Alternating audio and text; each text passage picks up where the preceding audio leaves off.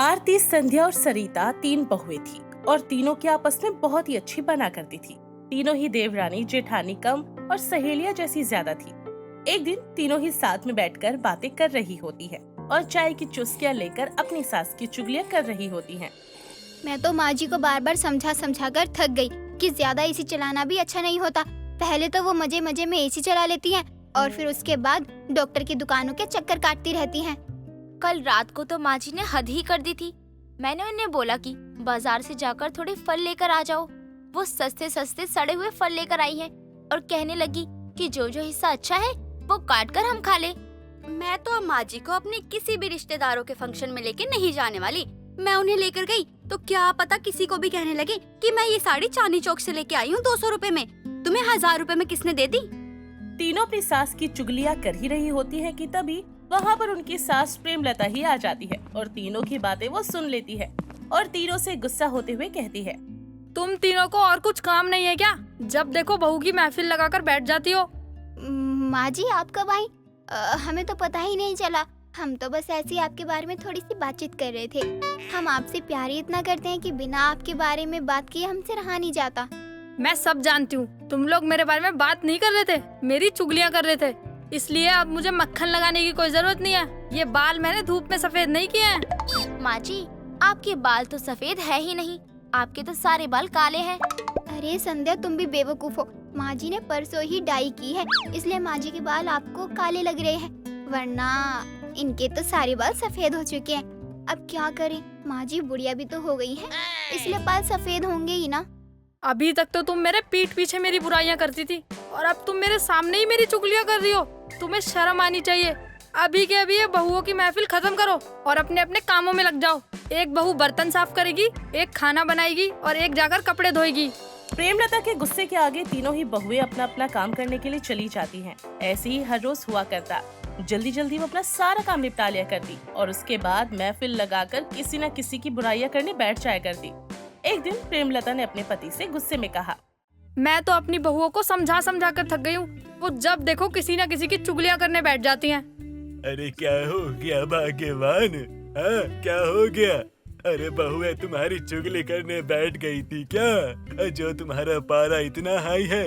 अरे तो क्या हो गया? उम्र है, चुगलियां करने में अच्छा लगता है तो लगने दो ना। तुम भी कौन सा कम थी? जब तुम इनकी उम्र की थी तो तुम भी इधर की बात उधर, उधर की बात इधर करती थी। याद है या भूल गई? आप एक काम क्यों नहीं करते? शामिल हो जाओ इनकी महफिल में, क्योंकि आपको भी इधर उधर चुगलियां करने में बहुत ज्यादा ही मजा आता है। तभी तो सुबह सुबह उठकर पड़ोस के दोस्तों के साथ चुगलियां करने निकल जाते हो। अरे बाप रे बाप, उल्टा मुझ पे भड़क रही हो। अरे कोई बात नहीं, मैं अपने बेटों से बात कर लूंगा। हाँ, वो बहू को समझा देंगे। तुम गुस्सा क्यों हो रही हो? क्योंकि मुझे याद है जब भी तुम गुस्सा होती हो बाद में तुम मुझे बहुत मारती हो। नहीं नहीं नहीं नहीं, मैं अपने बेटों से बात करूंगा। वो बहू की चुगली की जो महफिल है ना, उसको बंद करवा देंगे। तुम बेकार में चिंता मत करो। तुम्हारा बीपी हाई हो जाता है और जब तुम्हारा बीपी हाई होता है मेरा पूरा बदन बहुत दुखता है। ससुर इस तरह बात को संभाल लेते हैं और ऐसे ही कुछ दिन गुजर जाते हैं। एक दिन प्रेमलता को उसकी पड़ोसन विमला मिलती है और वो उससे कहती है, प्रेमलता, तुझे अपनी बहू को समझा लेना चाहिए, वरना किसी दिन उसकी वजह से तेरी और मेरी लड़ाई हो जाएगी। बेकार में बिन बादल क्यों बरस रही है? पहले ये तो बता दे कि इतना भड़क क्यों रही है मेरी बहू पर? परसों मैंने उन्हें गली के पार्क में बैठे हुए देखा था और वो मेरी ही बुराई कर रही थी। ये तो अच्छा हुआ उस पार्क में मेरी सहेली शीला भी थी और उसने मुझे सब कुछ बता दिया। अपनी बहू को जरा संभाल ले, उसकी वजह से तेरा और मेरा रिश्ता खराब हो जाएगा। ठीक है, मैं अपनी बहू से बात करती हूँ कि वो अपनी बहुओं की बैठक पर थोड़ा काबू रखे और अगर बैठक करनी भी हो तो घर के अंदर करे।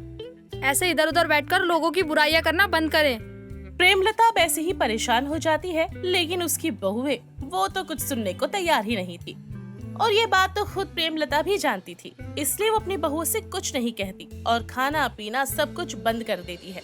एक दिन आरती, संध्या और सरिता खाने के थाल को सजाकर प्रेमलता के कमरे में चले जाते हैं और उससे कहते हैं, क्या बात है माँ जी, आज आप खाना खाने के लिए नहीं आई और दोपहर में भी आपने कुछ नहीं खाया। सब ठीक तो है ना? अगर हमसे कोई गलती हो गई है तो हमें बताइए ना, बात कीजिए। इस तरह आपका चुप रहना हमें बिल्कुल भी अच्छा नहीं लग रहा और परेशान कर रहा है हमें ये। क्यों बात करूं मैं तुम लोगों से, ताकि तुम लोग मेरे बारे में बैठक लेकर बैठ जाओ और महफिल जमाने लगो। मुझे तुम लोगों से कोई बात नहीं करनी। आज के बाद मैं तुम तीनों से कोई भी शिकायत नहीं किया करूंगी। तुम लोग अपनी मर्जी से अपनी जिंदगी जियो और मैं भी अपना बुढ़ापा किसी तरह काट ही लूंगी। मैं मर भी जाऊं ना तो भी मुझसे मतलब मत रखना तुम लोग। अब मरे आपके दुश्मन, आप ऐसी बातें क्यों कर रही हैं? हमने आपको हमेशा अपनी माँ की तरह माना है और बस एक दूसरे का मन लगाने के लिए इधर उधर का मजाक कर लेते हैं और महफिल जमा लेते हैं। आप इतना बुरा क्यों मान रही हैं? तुम्हारी वजह से मेरी पड़ोसन ने मुझसे बात करना बंद कर दिया है। तुम लोग मेरी इतनी बुराइयां करने लगी हो कि मुझे अब कोई भी काम करने से डर लगता है। तुम मेरी बुराई न करने लगो। मुझे तो ऐसा लगने लगा है कि मेरे अंदर कोई अच्छाई है ही नहीं। नहीं माँ जी, ऐसा बिल्कुल भी नहीं है। आपको तो हम अपनी माँ की तरह मानते हैं। बेकार में गुस्सा हो रही हो। हम आपसे वादा करते हैं आज के बाद कभी भी इस तरह महफिल बनाकर बातें नहीं करेंगे और इधर उधर की चुगलियाँ तो बिल्कुल भी नहीं करेंगे। बस आप खाना खा लीजिए और हमें माफ कर दीजिए। ठीक है बहू, जब तुम इतने प्यार से कह ही रही हो तो मैं तुम्हारी बात पर विश्वास कर लेती हूँ। तुम्हें माफ भी कर देती हूँ, लेकिन बस मेरे इस विश्वास को तुम लोग तोड़ मत देना। प्रेमलता को अपनी बहुओं पर विश्वास हो जाता है। उसके बाद उसकी बहुएं भी पूरी कोशिश करती है कि वो बैठक लगाकर इधर उधर की चुगलियां ना करे। एक दिन जब तीनों ही बहुएं साथ में बाजार जा रही थी तो प्रेमलता और विमला को गली के नुक्कड़ पर बैठकर बातें करते हैं। तुम्हें पता है प्रेमलता, मेरी बहू तो किसी काम की नहीं है। जब देखो घोड़े बेच के सोती रहती है, कोई काम ही नहीं होता उससे और हर चौथे दिन पैर दर्द कमर दर्द का बहाना बनाकर बैठ जाती है। तेरे घर में तो फिर भी एक बहू है जिससे तू परेशान है। मेरे घर में तो 3-3 देवियां हैं। अब सोच मैं इन तीनों शैतानी मूर्तियों को कैसे झेलती हूँ। लेकिन अब कुछ भी कहो, तूने अपनी बहू की बैठक बंद करवा दी, ये बहुत बड़ी बात है। वरना आजकल की बहुएं अपनी सास की मानती ही कहाँ है। लेकिन तेरी बहू ने तो फिर भी तेरी सुनी और तेरी बात मान ली, ये बड़ी बात है। कुछ भी कहो, जब ऐसे महफिल लगा के चुगलियाँ करते हैं ना, तब बड़ा हल्का हो जाता है मन। अब तू और मैं ऐसे ही मिलकर अपनी बहुओं की बुराई करा करेंगे। सच में खाना खाने के बाद बुराइयां करने बैठते हैं तो ऐसा लगता है कि खाना ही हजम हो गया हो। तभी वहाँ पर प्रेमलता की तीनों बहुएं आ जाती हैं और उस पर गुस्सा करते हुए कहती है, माँ जी, आप हमें समझाती थी कि हमें इस तरह की हरकतें नहीं करनी चाहिए और अब आप ये चीजें खुद कर रही हो। माँ जी, आज आपको भी हमसे वादा करना होगा। अगर हम घर की बातें बाहर नहीं फैलाएंगे और बुराइयां नहीं करेंगे तो आप भी घर की बुराइयां बाहर नहीं कर सकती। देखिए माँ जी, जिस तरीके से हम आपकी बातें मान रहे हैं वैसे ही आपको भी हमारी बातें माननी चाहिए। अगर आप हमारी सास है तो हम भी आपकी बहुएं हैं। आपको हमारे साथ बेटियों के जैसा व्यवहार करना होगा और आपको हमारी इस तरह बुराइयां नहीं करनी चाहिए। माफ कर दो मुझसे बहुत बड़ी गलती हो गई। सच में वो विमला मुझे मिली और अपनी बहू की बुराई करने लगी तो मुझे ऐसा लगा कि मेरी तो 3-3 बहुएं हैं। अगर वो अपनी एक बहू की बुराई कर रही है तो मुझे तो अपनी 3 बहुओं की बुराई करनी होगी। और मैंने भी बड़ा चढ़ाकर तुम्हारी बुराई करनी शुरू कर दी, जबकि तुम इतनी बुरी हो भी नहीं। इस तरह प्रेमलता भी अपनी बहुओं से वादा करती है कि वो कभी अपनी तीनों बहुओं की बुराई नहीं करेगी और तीनों बहुओं के साथ प्यार से रहेगी। अब प्रेमलता पड़ोसियों से तो क्या, घर में भी अपनी बहुओं की बुराइयां करना बंद कर देती है और इसके बदले में प्रेमलता की तीनों बहुएं भी उससे वादा करती हैं कि वो कभी भी बहुओं की महफिल लगाकर किसी की चुगलियां नहीं करेंगी। नैना एक बहुत ही सीधी और शांत स्वभाव की लड़की थी जो किसी को ना पलटकर जवाब देती और ना ही किसी बात का बुरा मानती।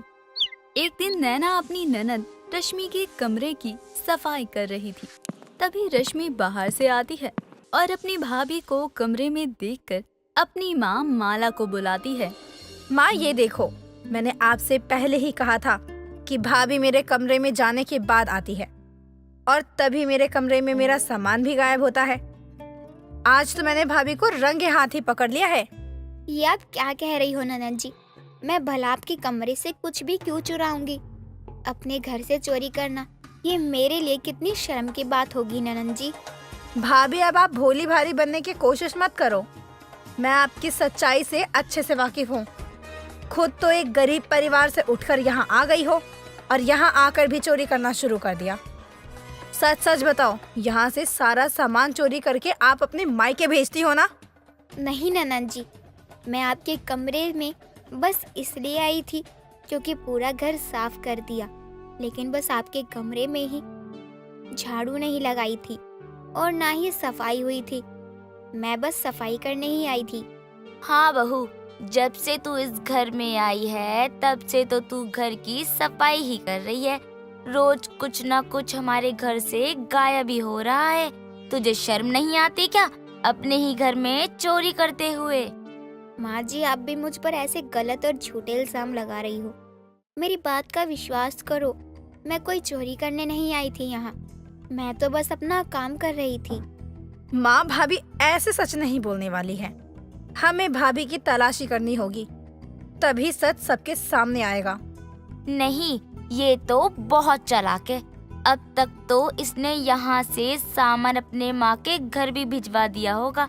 लेकिन बेटा तू चिंता मत कर, मैं तेरी माँ अभी भी जिंदा हूँ। इन जैसे लोगों से कैसे निपटा जाता है मुझे अच्छे से आता है। ये अपने ही घर में चोरी करके खुद को क्या समझती है कि कभी पकड़ी नहीं जाएगी। लेकिन कोई नहीं, आज इसे ऐसा सबक सिखाऊंगी कि आज के बाद ये चोरी करना ही भूल जाएगी। माला और रश्मि दोनों मिलकर नैना को बहुत ज्यादा मारते हैं। नैना को काफी चोट भी लग जाती है, लेकिन फिर भी वो ये सारी बातें अपने पति या अपनी माँ को नहीं बताती। ऐसे ही कई बार नैना की अपने ही घर में कई बार बेइज्जती होती है। उसके अपने घर वाले ही नैना को नीचा दिखाते। कुछ दिनों बाद नैना का पति रोहन नैना को कुछ कागज देता है। नैना, ये मेरे बहुत ही जरूरी कागज है और कल मेरी मीटिंग है ऑफिस में, तो तुम्हारी जिम्मेदारी बनती है कि ये कागज इधर से उधर नहीं होने चाहिए। तुम इनका अच्छे से ध्यान रखना। आप ये कागज माँ को ही दे दीजिए ना।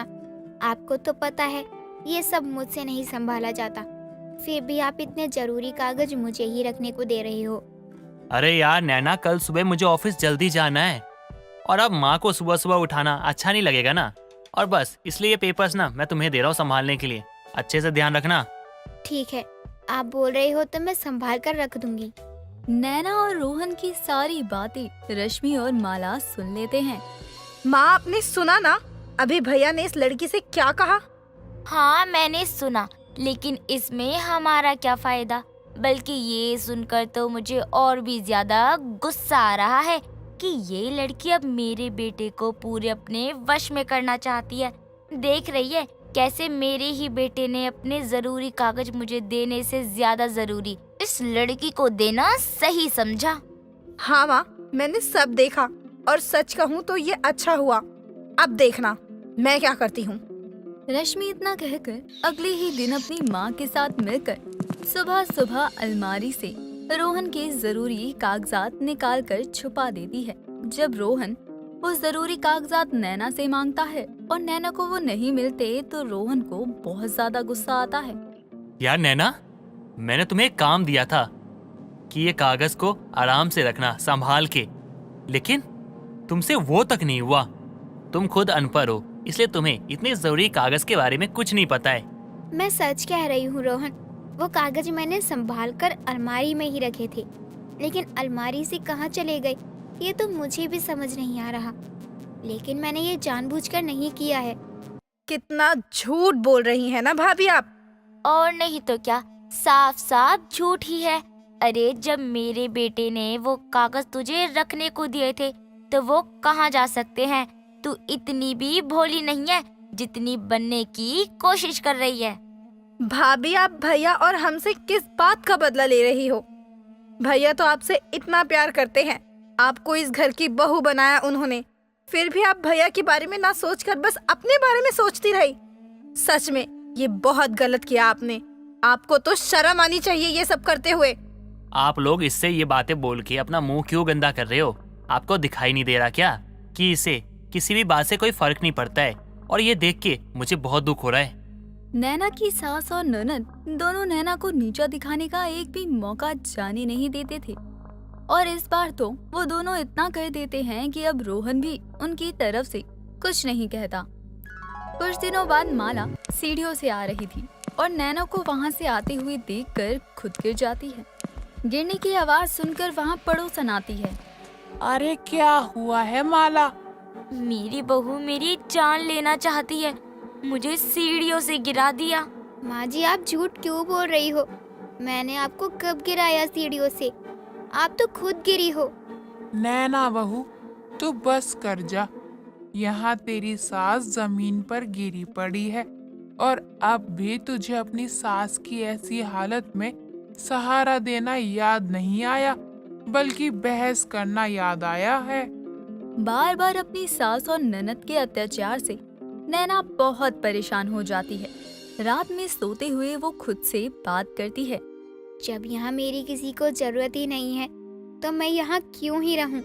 इससे अच्छा तो मैं मर ही जाऊँ। नैना रात भर रोती रहती है और रोते रोते सो जाती है। तभी नैना के सपने में नौ दुर्गा माता आती हैं। पुत्री, तुम निराश मत हो। इस नवरात्रे तुम्हारे साथ सब कुछ अच्छा ही होगा। जिसने तुम्हें सताया है उसको उसके किए की सजा जरूर मिलेगी। इतना कहकर माँ दुर्गा गायब हो जाती हैं और 2 दिन बाद नवरात्रि का पहला दिन आता है और तभी घर पर इनकम टैक्स वाले आ जाते हैं जो उनके घर को ताला लगाने आए थे। हाय मेरा घर, इतनी मेहनत से इसके पिताजी ने घर बनाया था। अब पता नहीं क्यों इस घर पर ताला लगाया जा रहा है। रोहन बेटा कुछ कर, इस घर पर ताला मत लगने दे। माँ मैं क्या करूँ? अरे पिताजी ने कर्जा लिया था घर के नाम पे, तो इसमें मेरी क्या गलती है? हाँ, लेकिन ये लोग फिर भी कुछ नहीं कर सकती। आप लोग यहाँ गलत समय पर आए हैं। अब भी हमारे पास 10 साल है कर्ज चुकाने के लिए। जरा पूरी जानकारी के साथ आइएगा। नैना की बात सुनकर वो लोग चले जाते हैं। ये देखकर सबको बहुत अच्छा लगता है। ऐसे ही पूरे 9 दिन बहू में दुर्गा माता आती है और रोज ऐसा कुछ अनोखा होता है जिसे सबकी आंखें खुली की खुली रह जाती हैं। दशहरे का दिन आता है तो माला और रश्मि फिर नैना को सुनाने की कोशिश करते हैं, लेकिन इस बार नैना किसी की नहीं सुनती। वहाँ पड़ोसन रोहन सब थे। तभी नैना को बहुत ज्यादा गुस्सा आता है। आप सबको लगता है हर बार मैं ही गलत होती हूँ। नहीं, ऐसा कुछ नहीं है। ये जो मेरी सास और ननद है, हर बार वो मुझे नीचा दिखाती रहती है, मेरा अपमान करती रहती हैं। नैना ये सब तुम क्या बोले जा रही हो? और अचानक से तुम्हें क्या हो गया? मैंने अब तक कुछ नहीं बोला तो सबने मेरी खामोशी का फायदा उठाया। रोहन, उस दिन जब तुम्हारी फाइल नहीं मिल रही थी तो वो फाइल मैंने नहीं बल्कि इन दोनों ने गायब की थी। और उस दिन जब माँ जी सीढ़ियों से गिरी थी तो भी मैंने नहीं गिराया था, बल्कि वो जानबूझकर गिरी थी ताकि लोग मुझे ही सुनाएं। माँ, रश्मि, आप दोनों मेरी पत्नी के साथ ये सब कर रहे थे? और अब तक जिसने भी मेरे साथ गलत करना था वो कर लिया है, लेकिन अब मैं और नहीं सहूंगी, क्योंकि जिस तरह से 9 रूप माता रानी के होते हैं वैसे ही बहू में दुर्गा माँ दोबारा आ सकती है। बहू में आई दुर्गा माँ को देखकर वहाँ सब हैरान रह जाते हैं और फिर सब ठीक हो जाता है।